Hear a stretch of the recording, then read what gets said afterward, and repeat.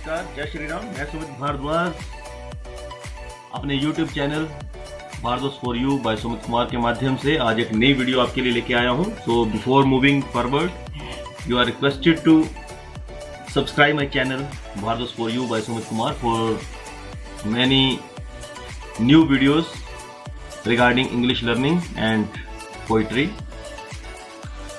So here we go. Today's topic is, it is a poem named Geography Lesson written by Zulfikar Ghose. और ये poem 8वीं class की book Honey due में से ली गई है। ये हनी ड्यू का इस तरह का कवर पेज होता है और ये NCERT और CBSE दोनों तरह के सिलेबस में ये बुक लगी हुई है। So the name of the poem is Geography Lesson written by Zulfikar Ghose. Zulfikar Ghose Indian poet हैं जो सियालकोट, जो अभी पाकिस्तान में है, वहाँ के रहने वाले हैं। और इस पोइम के माध्यम से उन्होंने एक बहुत अच्छा मैसेज देने की कोशिश की है। जैसा कि नाम से पता चल रहा है, जियोग्राफी लेसन। जियोग्राफी एक सब्जेक्ट के रूप में आप SST में पढ़ते हो, तो जियोग्राफी हमें क्या सिखाती है। पर आप देखिएगा कि पोइट ने जियोग्राफी लेसन की बात करते करते किस तरह से एक ह्यूमैनिटी वाला मैसेज देने का प्रयास किया है। ह्यूमैनिटी मतलब मानवतावादी। और अभी हम इसको पढ़ेंगे। So it is picture of your poem from the book, but as usual the print is not so clear, so I have written poem for you in Word document. तो इस तरह से 2 पेजेस पे आती है ये पोएम। आपकी convenience के लिए आगे लिखी गई है, पर मैं आपसे चाहूँगा कि आप बुक को खोलें और सामने रखें, ताकि जिस तरह इधर से मैं बोलूँ और उधर से आप बुक पे देखो। So here we go. Geography lesson by Zulfikar Ghose. When the jet sprang into the sky, it was clear why the city had dwelt the way it had. Seeing it scaled 6 inches to the mile, there seemed an inevitability about what on ground had looked haphazard, unplanned and without style when the jet sprang into the sky. तो ये इसका first stanza है, हम पहले पढ़ ही लेते हैं। Second पे आएंगे। When the jet reached 10,000 feet, it was clear why the country had cities where the rivers ran and why the valleys were populated. The logic of geography, that land and water attracted man, was clearly delineated when the jet reached 10,000 feet. When the jet rose 6 miles high, it was clear the earth was round and that it had more sea than land, but it was difficult to understand that the men on the earth found causes to hate each other, to build walls across cities and to kill. From that height, it was not clear why. So इस तरह 3 stanzas में ये पूरी poem sum up होती है। अब इसको हम स्टेंजा बाय स्टेंजा डिटेल में पढ़ेंगे। When the jet sprang into the sky, jet एक एरोप्लेन की बात हो रही है। जब ये स्काई में जाता है तो it was clear why the cities had dwelt the way it had. तो हमें ऊपर से देखने में लगता है कि सिटीज, जो शहर जिस तरह से बसे हैं, इस तरह से क्यों हैं। अब आगे वो एक्सप्लेन करेंगे। Seeing it scaled 6 inches to a mile, कि जब पूरा 1 मील 6 इंच के बराबर नजर आएगा, मतलब हम इतनी हाइट पे चले गए हैं, दूर से चीजें छोटी नजर आती हैं, तो हमें नीचे से छोटे छोटे शहर नजर आ रहे हैं, सड़कें भी, बड़ा ज्यादा एरिया हमें नजर आ रहा है। तो ये पता चलता है कि सिटीज ऐसी क्यों हैं। There seemed an inevitability about what on ground had looked haphazard, unplanned and without style.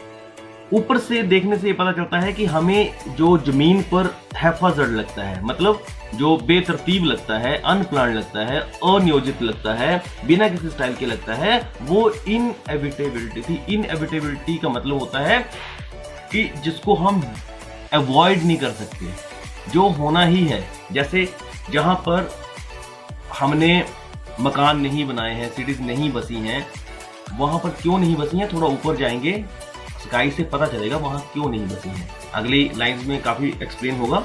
और ये जो पहली लाइन थी, When the jet sprang into the sky, यही इस स्टेंजा की अंतिम लाइन है, When the jet sprang into the sky, कि जब जहाज आकाश में ऊपर की ओर उड़ता है। When the jet reached 10,000 feet, अब पहले थोड़ा सा ऊपर उड़ा था, अब 10,000 फीट ऊपर चला गया है। It was clear why the country had cities where the rivers ran, कि ये क्लियर हो जाता है कि ज्यादा डेंस एरियाज कहाँ होंगे, ज्यादा पॉपुलेशन कहाँ होंगी, ज्यादा लोग कहाँ बसे होंगे, जहां रहने के हालात अच्छे होंगे, तो रिवर्स के आसपास। Why the country had cities where the rivers ran, कि उन्हीं कि सभी देशों में उन्हीं इलाकों में ज्यादा शहर होंगे, ज्यादा लोग बसे होंगे जहां रिवर्स होंगी, क्योंकि पानी एक मूलभूत आवश्यकता है। जहां पानी नहीं मिलेगा वहां पर दुनिया नहीं बसेगी। And why the valleys were populated, और जो वैलीज घाटियां होती हैं वो पॉपुलेटेड क्यों होती हैं, मतलब वहां ज्यादा जनसंख्या क्यों होती है, क्योंकि रहने के हालात वहां पर अच्छे होते हैं, पानी होता है, जमीनें फर्टाइल होती हैं। The logic of geography, the land and water attracted man. So भूगोल, लॉजिक ऑफ जियोग्राफी, भूगोल में आप ये तर्क हमेशा पढ़ते आए हैं कि जहां जमीन होगी, जहां पानी होगा, वो आदमी को हमेशा अट्रैक्ट करते हैं, मतलब वहां रहने के लिए आकर्षित करते हैं। आपने देखा होगा पहाड़ों पर जहां पर रहने के हालात अच्छे नहीं है, रिमोट एरियाज होते हैं, तो वहां पर पॉपुलेशन कम होगी और आपके शहरों में अधिक होगी। जैसे यूपी में हम कहते हैं बहुत अधिक जनसंख्या है, क्योंकि वहां पर बड़ी नदियां हैं, और बड़ी नदियां हैं, इलाका प्लेन है, तो लोग वहां पे रहना पसंद करेंगे। पॉपुलेशन वहां पे ज्यादा डेंस इसलिए हो गई है क्योंकि वहां पे फसल भी अच्छी होगी, पानी की व्यवस्था भी है, सड़कें भी आसानी से निकाली जा सकती हैं। अब पहाड़ों पर तो ना तो पानी की व्यवस्था की जा सकती है, नदियां नीचे की ओर बहती हैं, और वहां पर क्योंकि फसल नहीं हो पाएगी और सड़कें निकालना भी मुश्किल है, तो वहां पर लोग कम रहते हैं। तो ये आसान सा जो लॉजिक ऑफ जियोग्राफी है वो हमें बड़ी आसानी से ऊपर जाके समझ आ जाता है।